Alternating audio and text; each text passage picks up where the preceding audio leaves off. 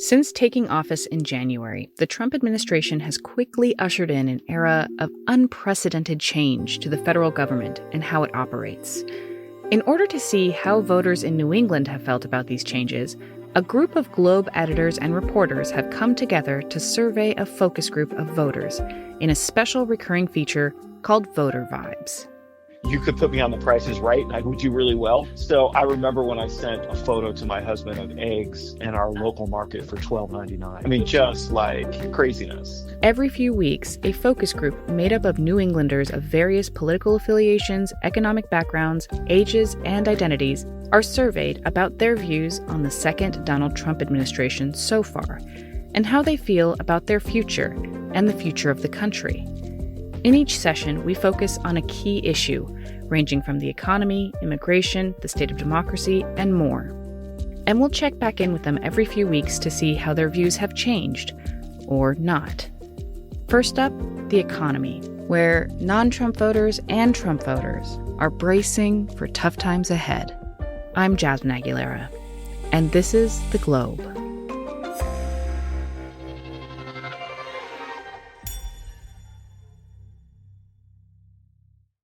In this episode, we'll hear from three respondents: 41-year-old Vanessa Coppola from North Yarmouth, Maine, 56-year-old Sydney Trantham in Boston, and 65-year-old Daryl White from Skowhegan, Maine.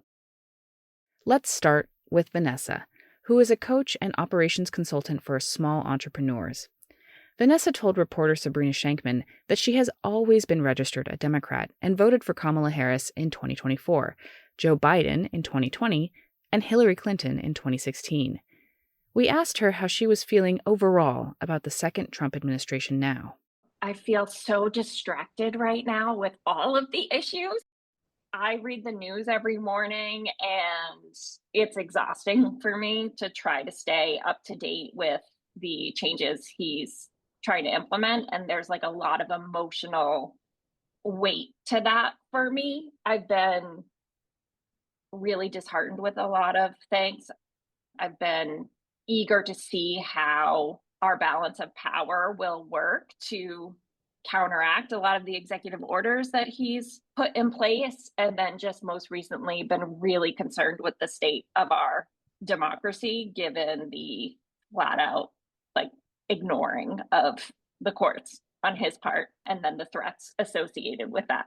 I would say I am really disappointed with most of the actions that he's taken. I can't think of one that I've supported so far. And I think more concerningly, I am really scared for the state of our country given the disregard for the balance of power. And 56-year-old Sydney Trantham is a clinical and neuropsychologist in Boston who has switched back and forth over the years between being a registered Democrat and an independent. But in the last 3 presidential elections, he voted for Kamala Harris, Joe Biden, and Hillary Clinton. But he also told reporter Diddy Coley that he hasn't always done so enthusiastically. I voted for Hillary Clinton. I think Hillary Clinton would have made a great president. I think Hillary Clinton was a better choice than Donald Trump. But I really struggled with voting for her for a couple of reasons. One, I don't think she was the right candidate at that point in time.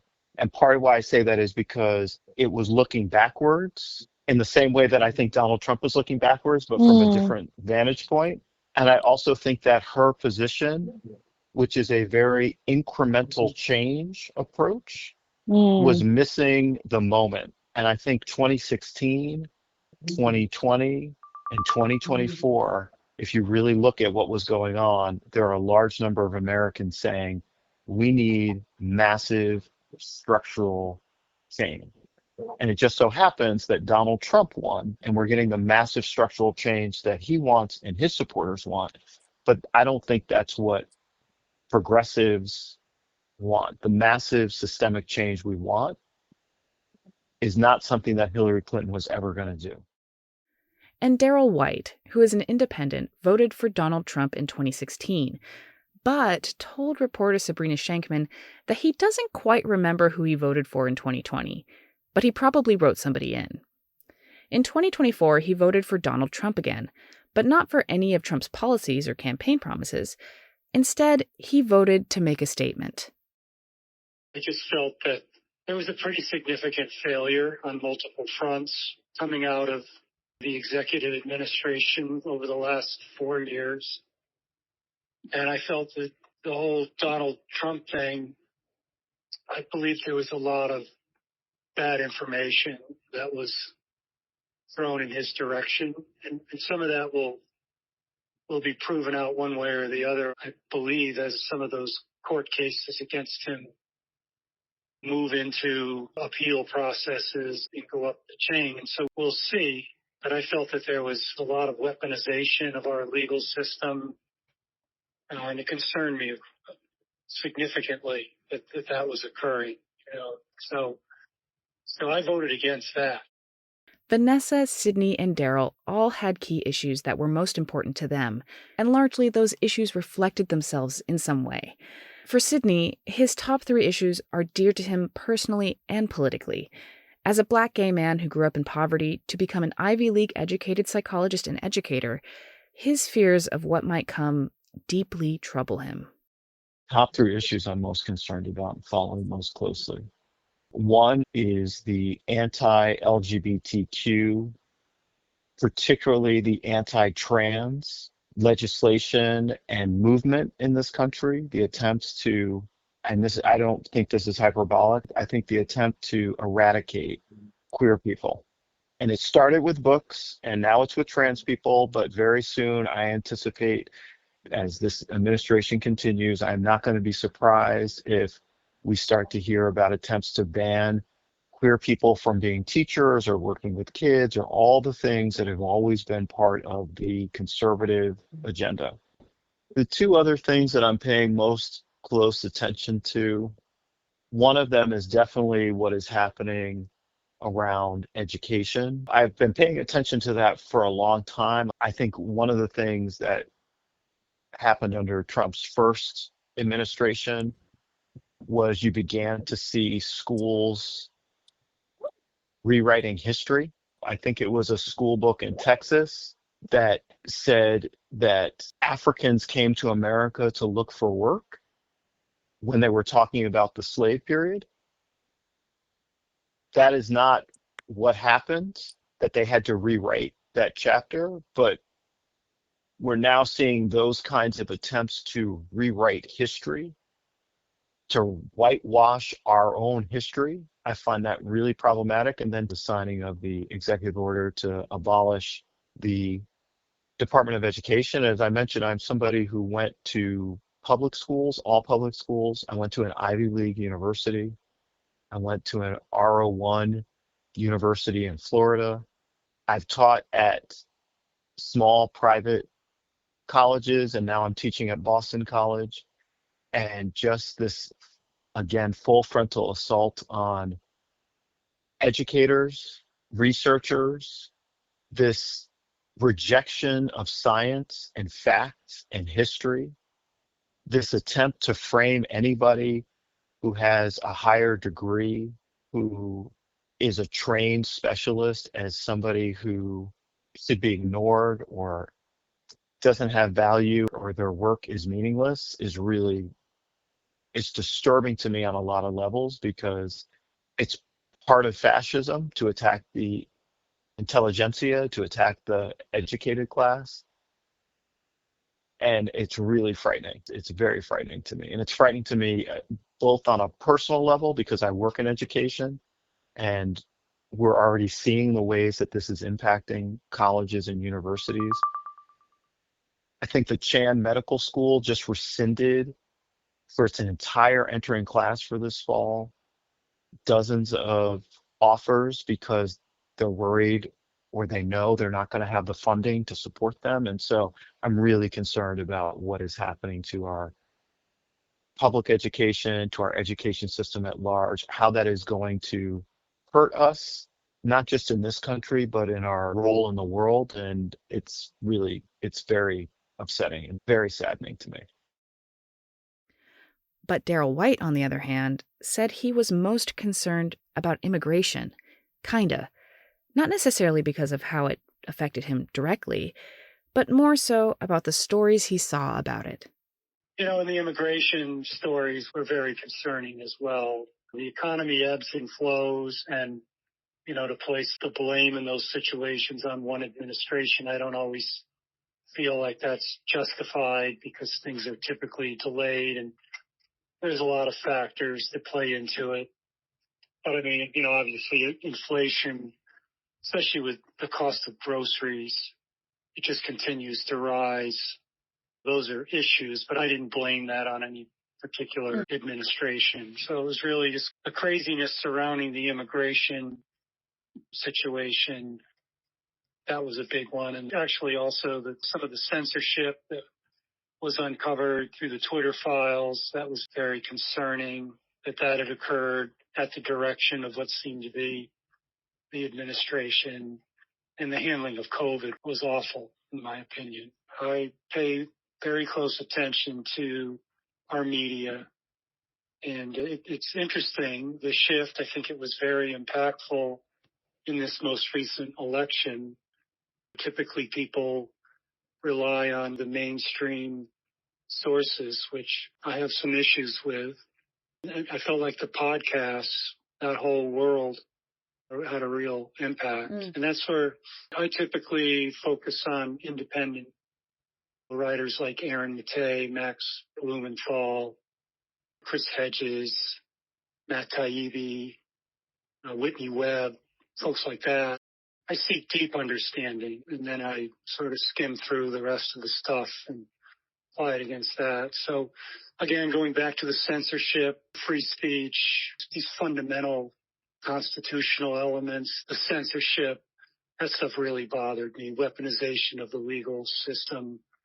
I think those are other stuff ebbs and flows, but those things are so important. And Vanessa's top 3 issues were succinct and top of mind for her. The ones that feel most important to me personally are anything to do with identity. So like gender identity in particular right now feels poignant. Women's health, women's rights always makes the top of the list for me. And then I would say like healthcare. With these different viewpoints, we asked them all to quantify their approval of President Trump so far, with a rating on a scale of 0 to 100, 100 being perfect and 0 being absolutely terrible. I'm going to say an 80. Minus 100? Zero. I don't know, like 0. And since we are focusing on the economy in this first survey, we asked, how do you feel about the state of the economy, how it's doing? Do you think it's improving, getting worse, or staying the same? I think they're getting worse. And I think, given what I've been reading, given what a lot of economic experts have been saying, Trump has said it needs to get worse to get better. This is just like the dip, and then it's going to go up. And that seems to go against the evidence that many people who have studied economics have shared. So I'm concerned that it's going to get worse. I don't think things are improving. I think that Donald Trump is focused exclusively on cutting taxes for the uber wealthy, for the 1%. I think Donald Trump is fixated on giving businesses whatever they want. I don't think that Donald Trump is focused on helping the economy to help poor people and working people. I am very worried about a recession. And I suspect that Donald Trump is going to contribute to probably one of the worst recessions we've had in my lifetime. Relatively, there hasn't really been a dramatic change, but frankly, it's hard to understand. And I'm no economist, so if you rely on Economics 101, you would look at our national debt and just go, whoa, we're a freight train heading for a wall. So that looms out there, and I feel like that's something that really needs attention. Except we've gone into this new monetary system and printing money, and it's hard to know whether that all matters anymore. What I've seen a little bit is a little bit of a step back in order to make a step forward, and I can appreciate that. There was a reaction in the stock market that generally has been negative to date. I just know for the various boards that I sit on, the investment accounts are running roughly at a 20% decline in the period, more or less, since either the election or the inauguration to date. That's never good. And then, of course, as I mentioned, the cost of living, the inflation with food prices, they're definitely impacting the average person.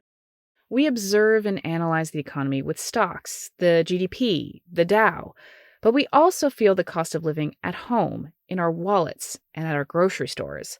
So we asked, have you noticed any changes or impacts to your personal finances or financial situation? I would say just the price of groceries has been really hard to stomach. Honestly, like I go to the grocery store and a bag of groceries is costing $100, which is a pretty big burden. I would say we're in a position where we can roll with some of those changes, but it's concerning to me. I wonder what people who have tighter budgets, how they're weathering this sort of basic human need for food and what that's doing to their own finances and health.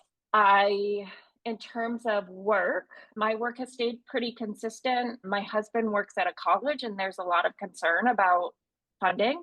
So we are gripped for that and curious about how that's going to play out in his own work as a fundraiser at a college, but also what that means for him and his job. And I would say I do a lot of work with clients in my coaching and consulting business, and there is a lot of struggle to find for those who are looking for work, find work, and for those who might be unhappy or burnt out in their current jobs, there is a fear of leaving a work situation that is really depleting them in terms of energy and health because the job market is not great. I see a lot of people stuck in a cycle of not being able to find a job and or being afraid to leave a current job because of hiring freezes and lack of opportunity. So I am the person who in our household often does most of the shopping. You could put me on The Price is Right and I would do really well because I pay attention to prices and stuff. So I remember when I sent literally, I think a month ago, a photo to my husband of eggs in our local market for $12.99. A dozen Wow. eggs for $12.99. I mean, just like craziness. I remember I bought oatmeal and was shocked that the tub was like $9 when I used to get it for $4.99. And so I have seen the rising prices the last couple of months. So the way it's impacting us is we're very conscious this year on spending less money and saving more money. I think that's the biggest thing that we're doing right now that we're most concerned about. And then our retirement funds. We have retirement accounts and 401ks and Roths, and I've lost money in my accounts. It's come back a little, but it ebbs and flows. And I think if we enter into a full recession, I'm worried that it's going to be worse than 2008, where I saw $30,000 wiped out in one day. Like I just worry about that. And I'm somebody, as I mentioned, I came from poverty. So everything I have, I've earned. I don't have parents who are going to leave me money. Everything I have, I've earned. I'm worried about that. I mean, I've always looked at that by the cost of an individual grocery bag. I mean, we used to live in San Francisco back in 2012, and at that time we could go to Trader Joe's and $25 a bag was your average. And now I come home in Central Maine and it's $75 to $100 for a bag of groceries. That's a huge increase. It's not something you can just decide not to eat. This is the first installment of Voter Vibes, focusing on the economy. The Globe will continue this project and check in with respondents in the coming weeks, so stay tuned for our next episode. Next up, immigration. He is getting aggressive as far as immigration. I'm concerned for example, I ended up going to Market Basket around here, and they totaled up all what appeared to be immigrants, and I think that's a little bit more aggressive than I was thinking. Well, I certainly think the current administration is doing way better, but you hear some harsh stories. And this idea that you're just going to kick everybody out of the country who's here illegally is a fantasy and ridiculous. If they're deporting criminals and gang members, I'm all for that, certainly. what he's currently doing to try and get rid of birthright citizenship also feels un-American and unconstitutional. But splitting up families, I don't think that's a black and white conversation. For more reporting on these voters and the other 11 respondents not featured here, check out Globe.com for more. A link will be in the show notes. The Globe is hosted, produced, and sound designed by me and edited by Kristen Nelson. Special thanks to Globe editors Christina Silva, Anika Butler, Tim Logan, Victoria McGrain, Ben Olivo, and Lila Alphonse. And Globe reporters Matt Stout, Didi Coley, Omar Muhammad, Ed Fitzpatrick, Stephen Porter, Angeli Quinn, and Sabrina Shankman. The editor of the Boston Globe is Nancy Barnes. I'm Jasmine Aguilera. Thanks for listening.